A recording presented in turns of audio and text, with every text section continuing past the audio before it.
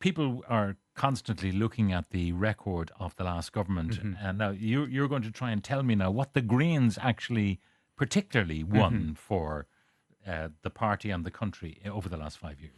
Well, we went into government in 2020 and we've delivered every day since. We've delivered in terms of that central goal of reducing our carbon emissions. We've turned Ireland around from being a climate laggard into a climate leader.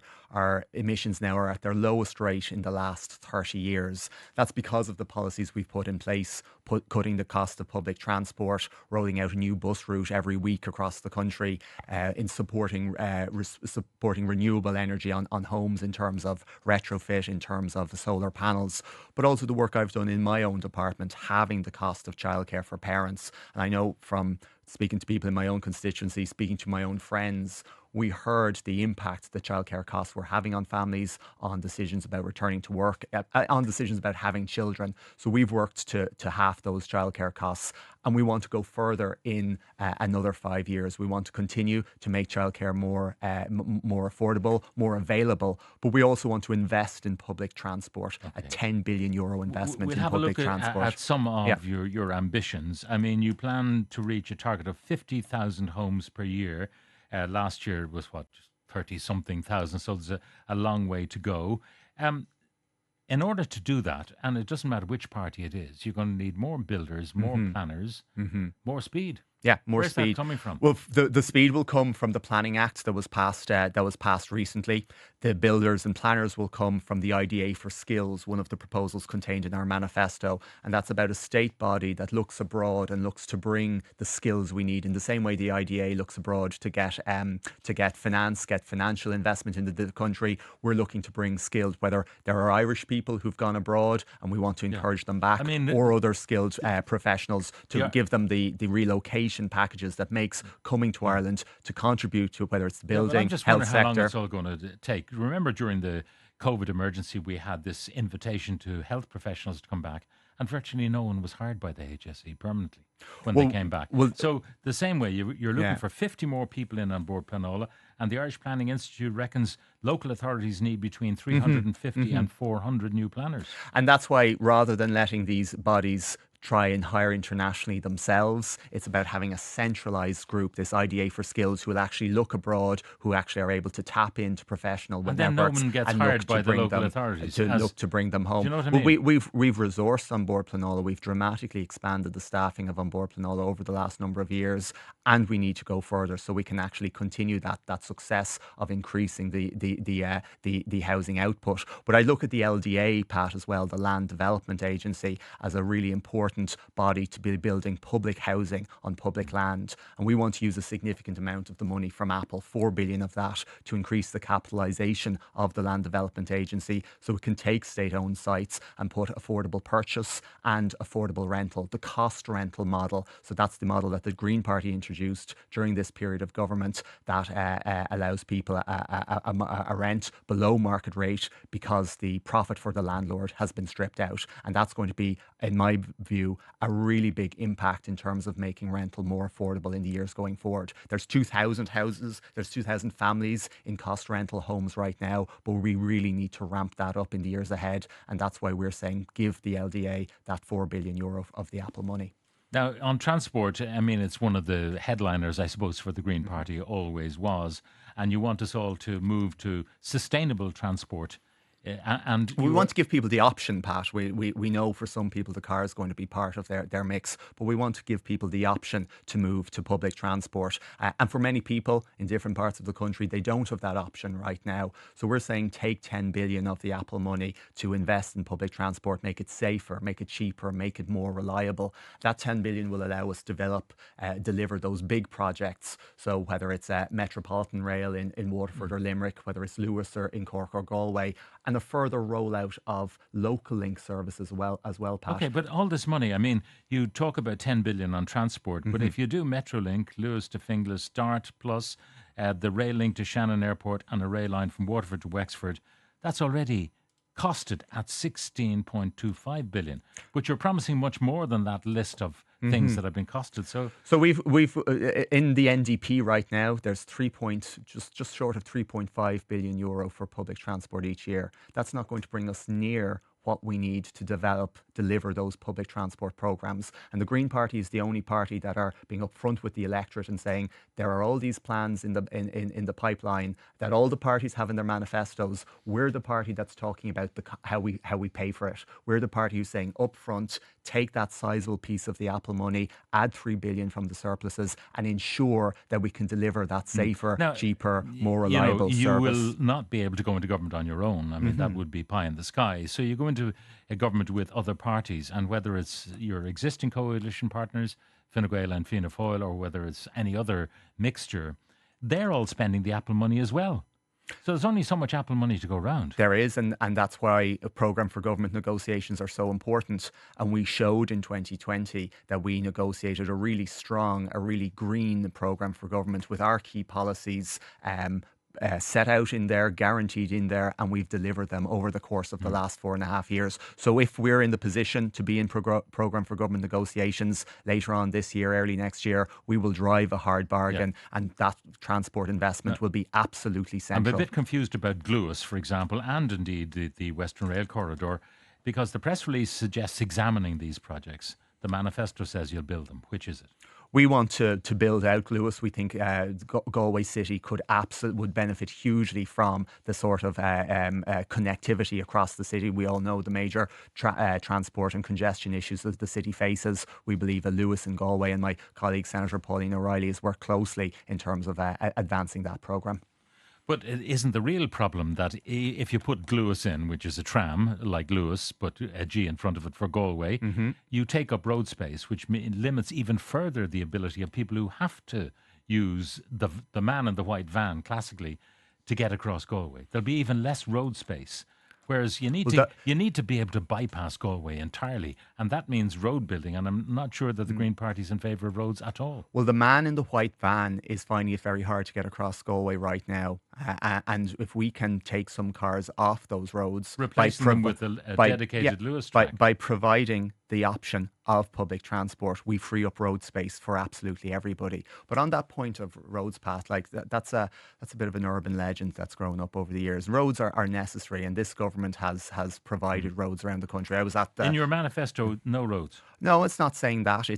But it's saying there are no designated roads. No designated roads. But we're unapologetic in saying we're putting the focus on public transport, and the reason we're doing that, Pat, is that public transport investment has been the poor relation of our transport planning for decades, and we've looked to address that over the last 4.5 years. We've put in place the Limerick to Foynes rail. Work is taking place on that. Work is taking place on Metropolitan Rail in Cork, and we've got those big programs like Dart West, for example. That's gone through planning. It's ready to go. But I want to see a Green Minister for Transport in the next government to ensure it's delivered. Are you in favour of converting disused railway lines to greenways? It depends on the It depends on the location. I think we've seen some beautiful examples of it. If we're in a situation where the rail line could actually be reactivated as a rail line and provide important connectivity between commuter towns, I think that option should be open as well. Okay, because one of the things we're thinking about in the future is that you'll have autonomous vehicles that could trundle along old permanent ways without a massive infrastructure being required, just a road-like structure where the rails once were. And the idea of once a greenway becomes a greenway, you'll never get it back from the Greens.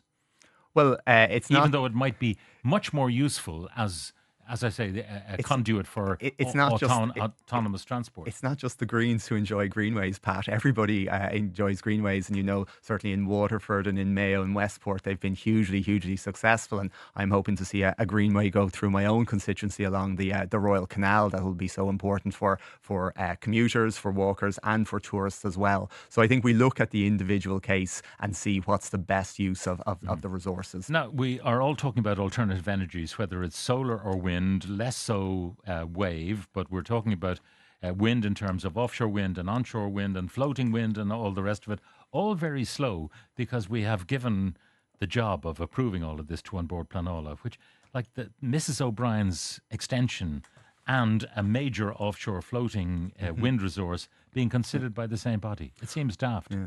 Well, nothing was done on wind before the Greens came in 2020 on offshore wind. So we had to start from scratch. And one of the first things we did was recognise that point you made, that An Bord Pleanála isn't the right place to plan for the sea. So working with the Department of Housing, we've set up the Marine Area Regulatory Authority, MARA. So that's basically an An Bord Pleanála for the sea, setting out where turbines should go, what are the areas we should leave free. And where's the expertise for that coming from? Well, it's up and running. It's been staffed already. So like it is up and running. And we would hope we've done out these D maps. These are these maps of the seabed that says where wind power can go for the south coast and the east coast. And we believe by 28, 29, we'll start to see that offshore wind being fed into our electric system that will power homes here in Ireland. It's going to power businesses. And ultimately, we'll be in a position to be an energy exporter. And that's a revolution in energy in Ireland. Ireland will actually become an energy exporter in the next number of years. And again,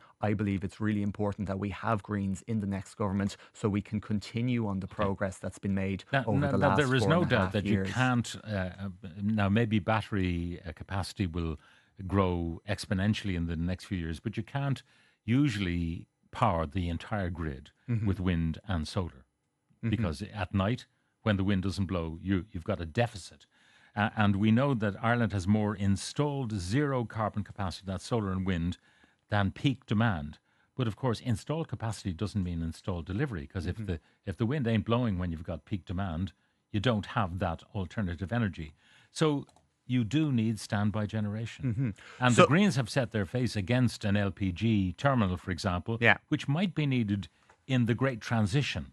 Yeah, we have set ourselves against commercial LNG and we stopped it. We were about to get commercial LNG before we came into government and we've stopped it.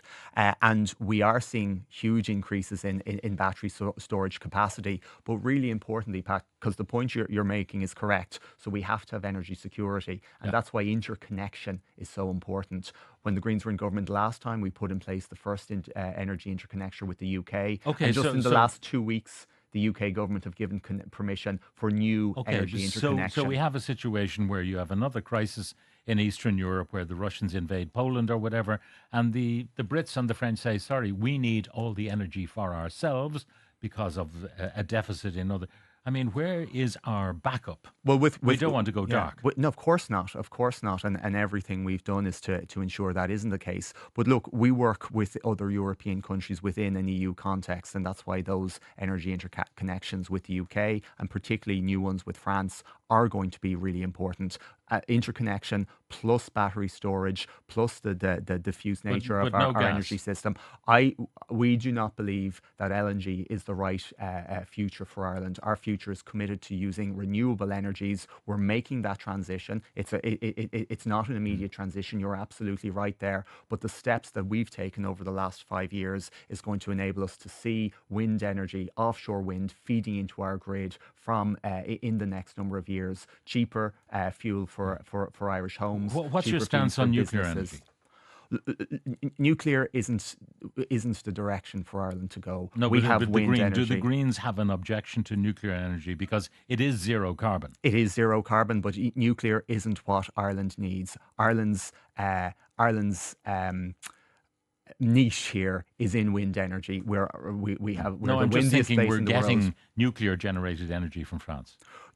And also from Britain. So if you want to chase the individual electrons, yes, some of it comes from nuclear energy, some of it comes from different energies. But our goal is to make Ireland energy independent, that we will be selling energy generated from offshore wind to the UK, to France, that they'll be benefiting from our I don't see any great infrastructural energy planning, though, because if you're going to generate all this when the wind is blowing, you've either got to turn it into hydrogen and do something with it, or you've got to export it on the hoof, as it were, when maybe nobody needs it. So the infrastructural planning is taking place in terms of the work that's underway at the Port of Cork to develop that, to make it ready for the servicing of these offshore wind turbines, work that will take place in the Shannon Estuary and the Shannon Estuary Task Force that was published. So there are very clear plans in terms of how we actually harness the wind energy as it comes inshore and use it for green energy parks located in these areas in the south, east and west coasts.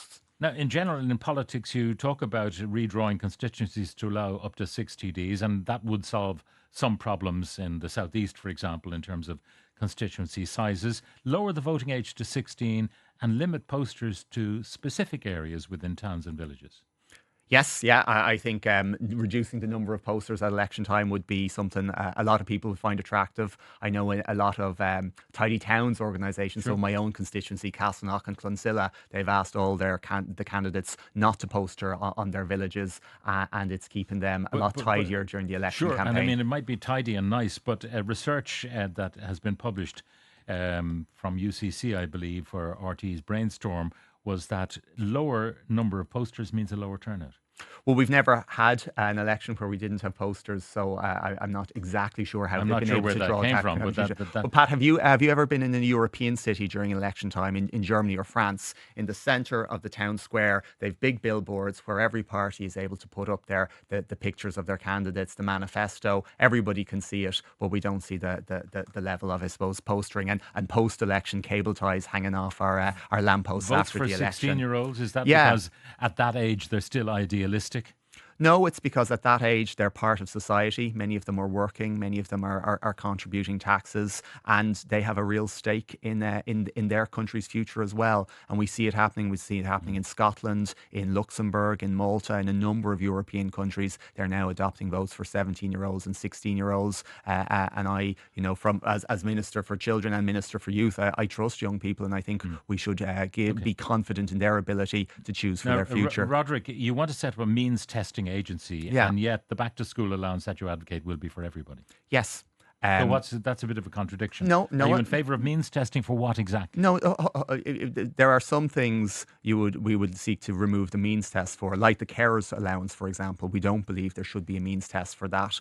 But the means testing agency is an acknowledgement that for lots of state supports given by lots of different agencies, they do a means test, and often they don't talk to each other at all. So you can be someone who might be quite disadvantaged, is eligible for one payment, not eligible for another support. The idea is to bring this together to give a much more. Who will lose? That's what people want to know. I don't think people will lose. I think the idea is to be able to target the state's resources at the people who need it the most.